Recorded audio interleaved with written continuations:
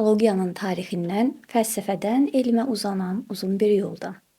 İnsan öz zehninin sirrini anlamağa çalışdığı gündən bəri psixologiyanın tarixi yazılmağa başlayıb.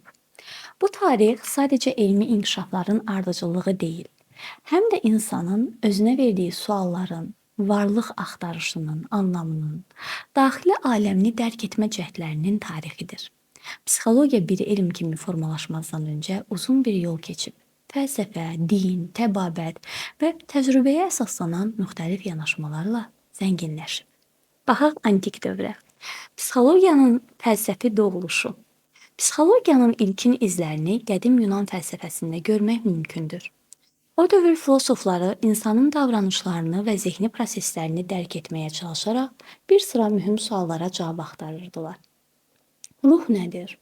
Ruh bədənə necə təsir edir? İnsan idrakı nədən ibarətdir? Sualları mərkəzdə idi.